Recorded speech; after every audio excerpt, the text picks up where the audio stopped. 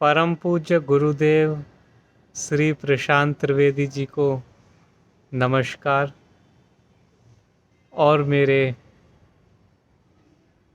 जन्म के नक्षत्र में विराजित चंद्रदेव को प्रणाम, जो कि इस समय हमारे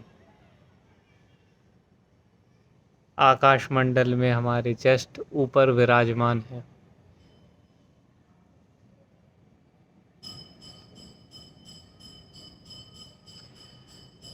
आइए इन दोनों को नमन करके हम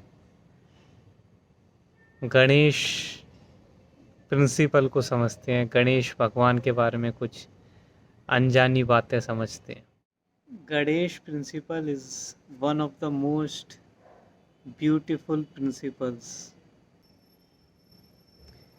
गणेश रिप्रेजेंट करते हैं उस अबोध बालक को, उस इनोसेंट बालक को जो हर चीज को प्रथम बार महसूस करता है। उसका हर एक अनुभव ऐसा होता है कि मानो वो उसे प्रथम बार अनुभव कर रहा हो। गणेश भगवान की खासियत ये है कि वो हमेशा बाल रूप में रहते हैं, और जो मनुष्य गणेश भगवान की स्तुति करता है, वंदना करता है, प्रशांत त्रिवेदी जी की भाषा में बोले तो प्रेस करता है, तो उसके जीवन में एक इस प्रकार का रूपांतरण नजर आता है कि मानो किसी कार्य को वो 1000वीं बार भी कर रहा हो तो उसको ऐसा महसूस होने लगता है कि मानो उस कार्य को वो प्रथम बार कर रहा हो। और ये बात तो मुझे बताने की आवश्यकता ही नहीं होनी चाहिए कि जब भी आप किसी कार्य को प्रथम बार करते हैं तो उसमें कितना एक आनंद की अनुभूति होती है। याद करिए, प्रथम बार आपने जो जो कार्य करे हों, चाहे तो प्रथम बार आपने किसी स्त्री का हाथ टच किया हो, प्रथम बार आपने ध्यान की गहरी अवस्था अनुभव करी हो, प्रथम बार आपने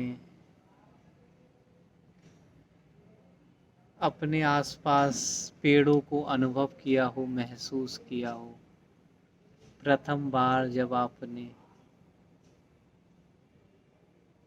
किसी नदी में स्नान किया हो, प्रथम बार जब आपने कुछ भी नया अनुभव किया हो, तो वो अनुभूति इतनी गहरे में घटती है कि वो हमारे पूरे चित्त को आनंदित कर देती है। तो गणेश प्रिंसिपल वही प्रिंसिपल है कि 1,00,000वीं बार भी अगर कोई कार्य किया जाए तो गणेश को वह कार्य वैसा ही अनुभव होता है जैसा वो कार्य प्रथम बार में अनुभव हुआ था। वैसे तो हम सभी जीवात्माओं ने लाखों करोड़ों योनियां आज से पहले धारण करी है। सब कुछ जो हम अभी अनुभव कर रहे हैं या आगे भविष्य में करेंगे, जो इस जन्म में भी हमने अनुभव नहीं किया है, हो सकता है कुछ अनुभव जो अभी हमारे लिए बाकी रह गए हों इस जन्म में अनुभव करना, वो भी हम अपने पूर्व जन्मों में लाखों बार अनुभव कर चुके हों।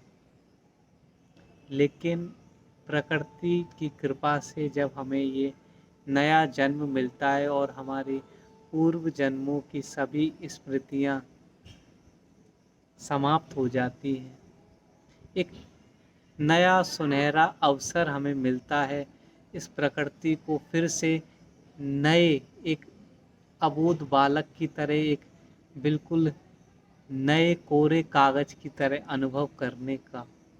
उसी सिद्धांत को गणेश सिद्धांत बोला जाता है। आज के समय में मनुष्य की सबसे बड़ी समस्या यही है कि मनुष्य बहुत जल्दी फ्रस्ट्रेटेड हो जाता है, क्योंकि वही ढर्रे वाला काम उसे प्रतिदिन करना पड़ता है। लेकिन जो मनुष्य गणेश प्रिंसिपल को समझ गया, तो वो उस ढर्रे वाले काम को भी प्रतिदिन एक कोरे कागज की तरह अनुभव करेगा। इस प्रकार अनुभव करेगा मानो वह पहली बार उसे कर रहा हो।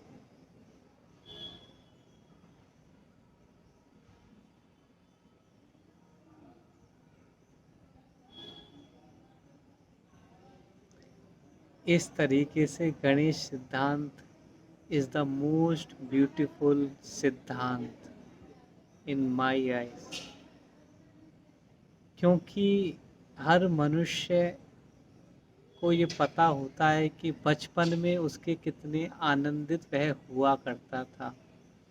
सब कुछ नया नया, ताजी ताजी, कितनी सुगंध भरी जिंदगी थी। जब वो पेड़ों के पास से गुजरा करता था तो पेड़ों की सुगंध उसे महसूस हुआ करती थी। जब वो किसी निर्जीव वस्तु को भी देखा करता था तो उसके भी आभा मंडल को आभासित कर पाता था।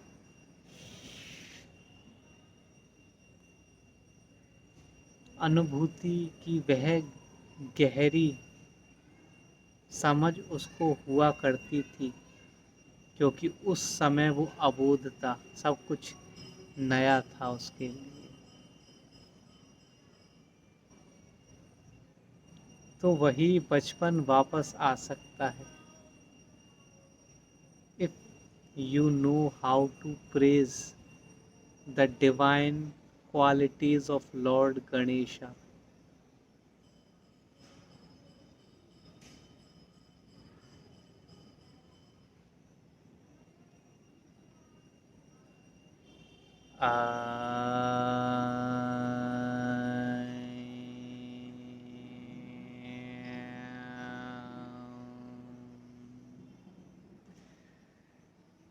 गजाननं भूतगणादिसेवितं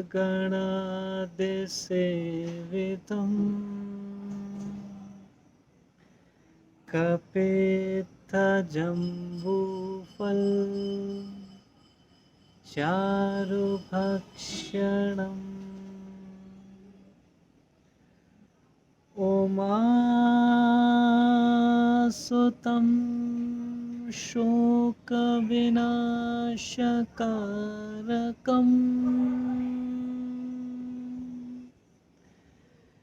Namami विघ्नेश्वरं पादपङ्कजम्।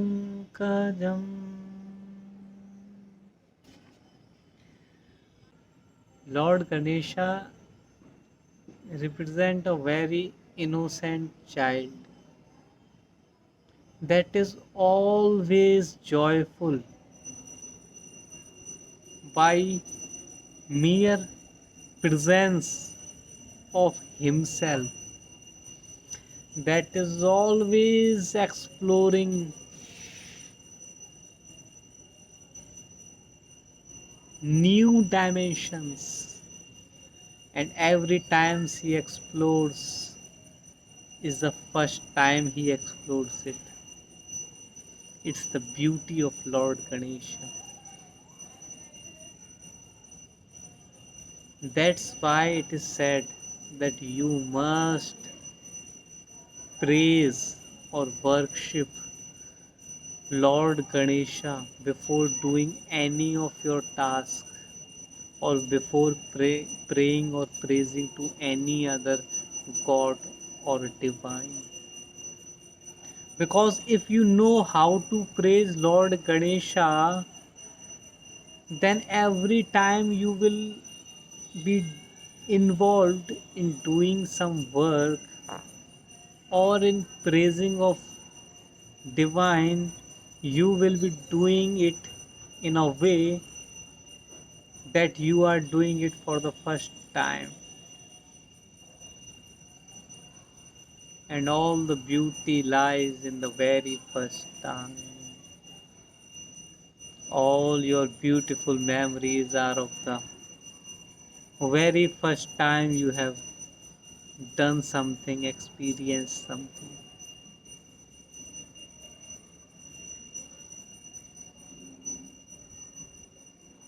The real beauty can only be in the very first time,